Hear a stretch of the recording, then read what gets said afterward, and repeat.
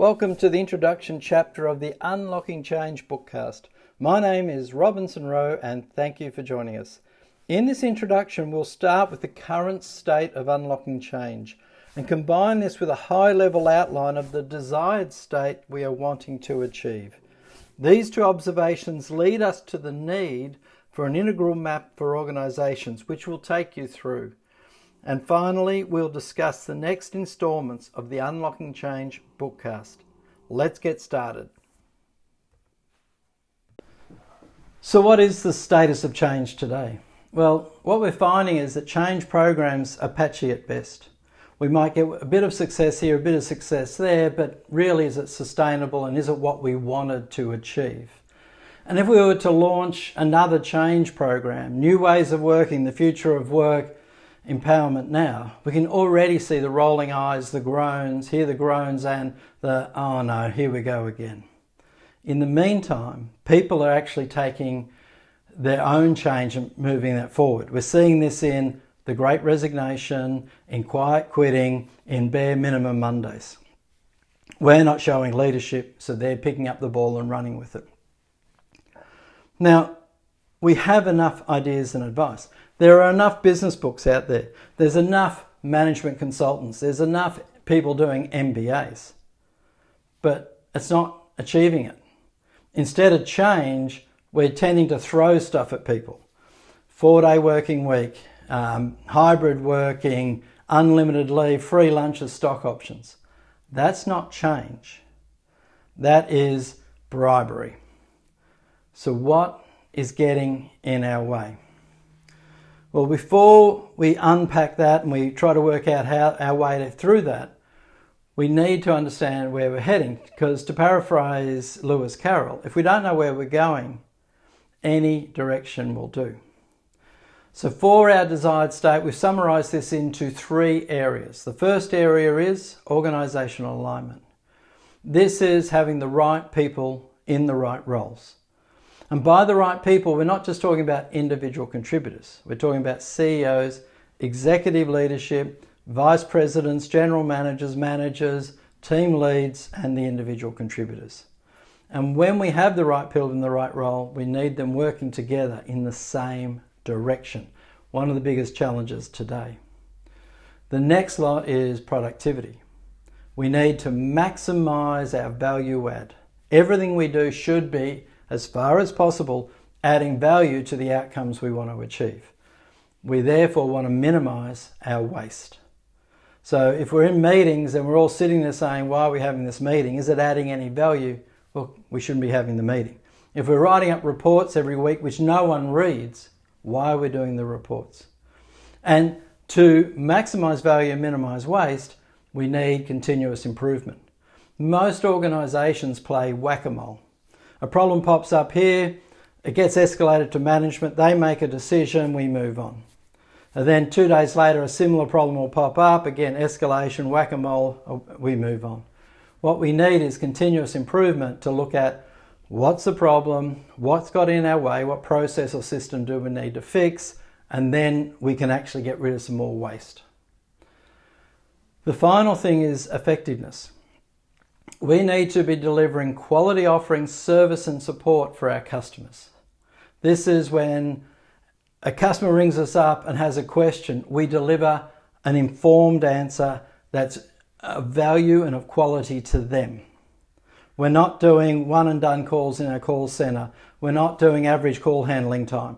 What we're doing is making sure we're delivering a quality outcome for our customers. So this is the desired state that we're working towards. Well, we've looked at the current state of change and we've mapped out the desired state we'd like to achieve. It's time now to have a look at these books and see what we can determine from all of the ideas and advice in there. And the first thing we find is we can put them into different categories. First of all, there's the case study books. These are the books where the authors have gone out and they've looked at, observed organisations, their people, their leaders, and come up with a set of principles. These are the books you probably have read and heard of or seen the authors speaking at conferences or TED Talks, etc. out there.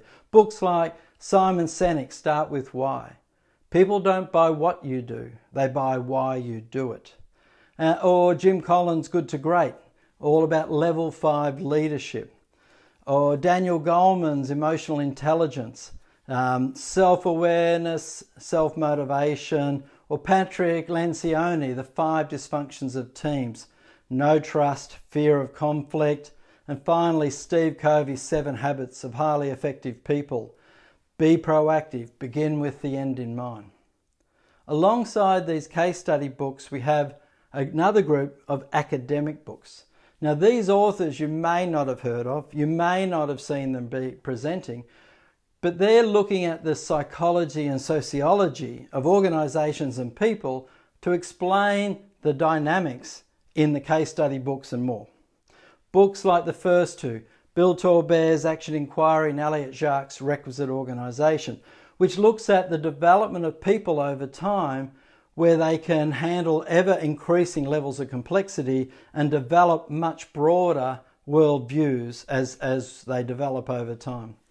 Don Beck and Chris Cowan's Spiral Dynamics, looking at the work of Claire Graves and then applying that to how cultures develop from nomadic tribes all the way up to global organisations.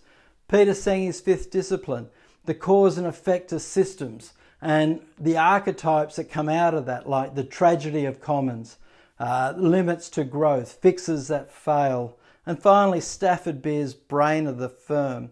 Stafford Beer worked in the area of cybernetics that looks at how do complex organisations work and remain viable. And Beer looked at what we need are recursive structures, groups within groups within groups going forward. In the middle is another set of books which is kind of pulling all this together and showing us how to do things. The first is Jim Womack and Daniel Jones in Lean Thinking. This is looking at the Toyota production system of value streams and removing waste. It's actually what then became the agile movement that we see out there today. Matthew Skelton and Manuel Pei actually use agile and lean to look at a specific area of information technology, and they come up with their 4 types of teams in their work team topologies. General Stanley McChrystal kind of does a similar thing. He was the head of the Joint Special Operations in Iraq and later in Afghanistan. And the first thing he discovered was that the Joint Special Operations were disjointed. And to be successful, he had to create a team of teams. Again, we're seeing these structures, teams within teams within teams. John Doerr, who started working in Andy Grove's Intel, took the lessons from that to develop the objectives and key results measurements, OKRs. And as an early investor into Google, he used this to help Google grow from its early beginnings. So we can see there's all these different sorts of pieces here. 5th level, level 5 leadership and team of teams, etc. We now need to pull this all together because what you can look at is Jim Collins' Good to Great, level 5 leaders. That's what we need, but he admits in his book, I don't know how they get there. Bill Torbert in Action Inquiry, he actually shows how people could develop over time into the characteristics of a level 5 leader and beyond. Simon Sinek's Start With Why, the importance of having a purpose. Well, Stafford Beer's recursive structure talks about having a purpose all the way down in that organisation, which happens to match John Doerr's objectives, key results, which cascade from the top and then become more specific as we go down the organisation. Confused yet? Sorry, it's a lot to take in. And that's the problem. There's a lot to take in and it's not well mapped out and there's nothing pulling this all together. That's exactly what Professor Edgar Schein talks about when he was asked to write a retrospective of his 60 years in organisational psychology. And what he talked about was we're actually still at the Darwinian stage, right? We have all this knowledge, we just haven't really put it into action yet. He actually comments that we've only done about 20% of it. He talks about what we need is this Mendelian genius that helps pull all this together. by Mendelian genius. He's talking about like what Sir Isaac Newton said. If I could see further, it's by standing on the shoulders of giants. So how can we take the giants of all this work and create a whole picture? And what he finds is that we're seeing this sliced and diced. So we're talking about individuals or organisations or parts of this. Because there's all this interaction, we need to look at the total picture. Well, in 1858, Henry Gray and Henry Carter looked at the same problem for the medical area. There was no book back then. There was no whole picture of how the human body worked. And they spent a couple of years mapping this out, pulling this all together to produce a book we now know as Gray's Anatomy. Not the TV series, the actual original book. And this is now continued to be used today, right? So as Edgar Schein says, we need something to map the interactions between the individual and the organisation. Well, maybe our Mendelian genius is a guy called Ken Wilber, because he actually looked at that problem across the spectres of psychology and sociology and philosophy and spirituality. And he put together a theory of everything. It's called the integral theory, all quadrants, all levels. And Wilber has published this book, A Theory of Everything, and it gives us a map that we can actually pull together how an organisation operates. And that gives us then a view of what do we need to tinker with to be able to unlock change. Now, if you think what we've been through is a lot, then you might want to go grab a coffee, take a break, because we're about to ramp it up another level.